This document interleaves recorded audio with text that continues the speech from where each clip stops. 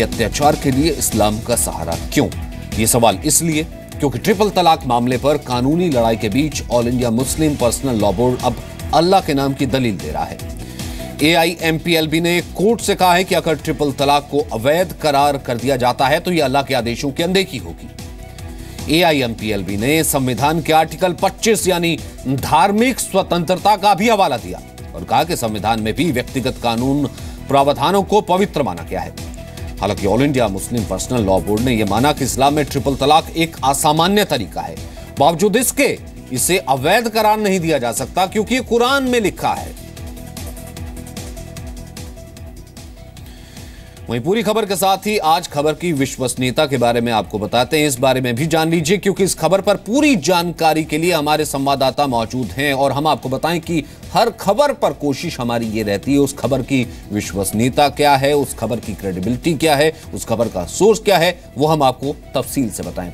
तो इस खबर का रुख करते हैं। इस खबर पर हमारे संवाददाता मौजूद हैं, उन्होंने ही हमें ये पूरी खबर दी है। मामला कोर्ट में है, इसलिए हम ये कह सकते हैं कि खबर पूरे तरीके से पुष्ट है।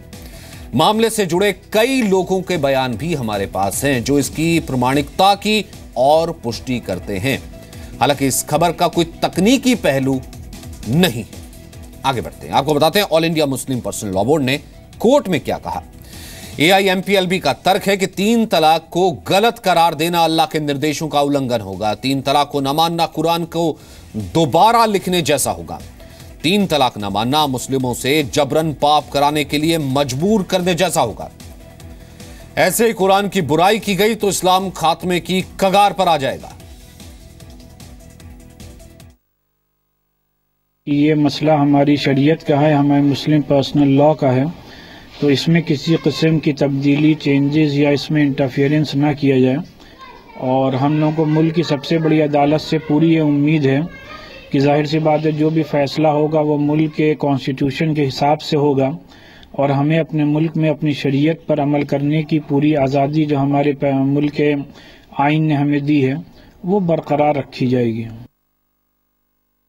पर्सनल लॉ बोर्ड क्या कर रहा है, मामले को कॉम्प्लिकेट करके पेश करने की कोशिश कर रहा है, जो कि सीधा सीधे रूप से महिलाओं के अधिकारों के हनन का मामला है, उसको वो कुछ डिवाइन लॉ के बारे में इस तरह से कुछ आर्ग्यूमेंट लाके उसको कंफ्यूज करने की कोशिश कर रहा है। वहीं मुस्लिम महिलाओं पर हो रहे अत्याचार के समर्थन में मुस्लिम पर्सनल लॉ बोर्ड की पूरी दलील सुनकर आप हैरान हो गए होंगे। AIMPLB ने इसकी पैरवी के लिए अल्लाह, इस्लाम और कुरान अब सबका इस्तेमाल कर लिया है। सुनिए क्या कहा गया कोर्ट में।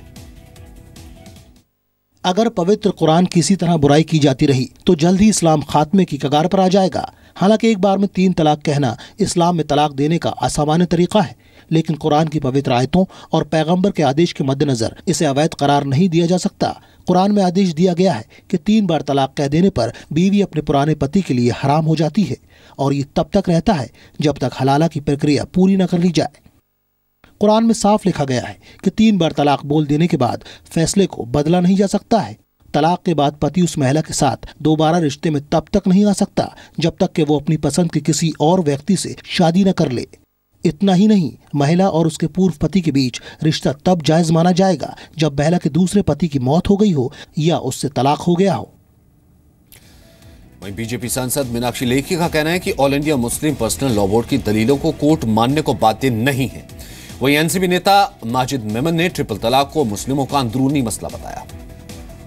3 तलाक जैसी जो व्यवस्था है उससे महिलाओं के, बच्चों के अधिकार खास तौर पर बहुत ही चोट खाते हैं और ऐसे में ऐसी व्यवस्थाओं को भंग करने में ही समाज का लाभ है और उसमें मुस्लिम समाज की महिलाओं का, मुस्लिम बच्चों का लाभ है। ऑल इंडिया पर्सनल मुस्लिम लॉ बोर्ड जो है वो एक NGO की तरह है, उसकी कोई संवैधानिक मान्यता नहीं है, लेकिन उनको अधिकार है अपनी बात कहने का और ज़रूरी नहीं है कोर्ट कचहरी को वो बात मानने का।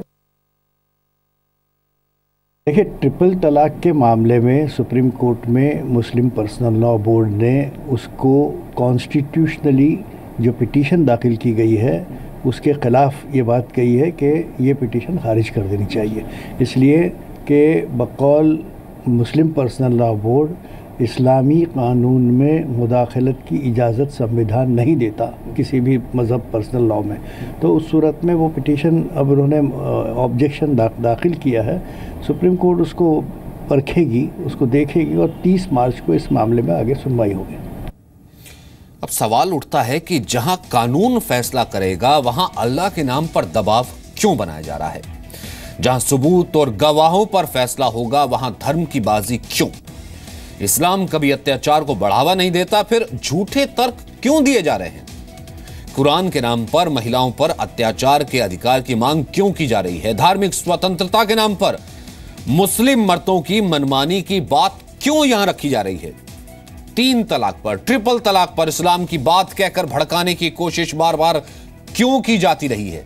3 तलाक महिलाओं पर अत्याचार की सच्चाई है, उसे धार्मिक रंग क्यों? वहीं सामाजिक कार्यकर्ता और सीपीएम के नेता सुभाषनी अली ने all India Muslim Personal Law board की दलीलों को महिलाओं के खिलाफ बताया।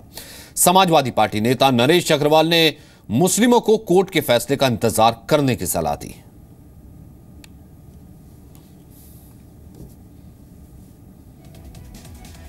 मुझे नहीं लगता सुप्रीम कोर्ट इसको मानेगी, लेकिन अगर इस तरह धर्म वाले सुप्रीम कोर्ट मानने लगे और अलग अलग समुदायों को न्याय की परिध से बाहर कर देगी तो ये फिर उन समुदायों के लिए और भारत के लिए एक बहुत बड़ा दुर्भाग्य होगा और एक बहुत बड़ा खतरा भी पैदा हो सकता है। इसमें माननीय सुप्रीम कोर्ट सुन रहा है, धर्म वाले उसमें जाएंगे, अपनी बात रखेंगे और मुझे उम्मीद है कि माननीय सर्वोच्च न्यायालय सभी पक्षों को सुनने के बाद जो निर्णय लेगा वो सभी लोगों को मान्य होगा।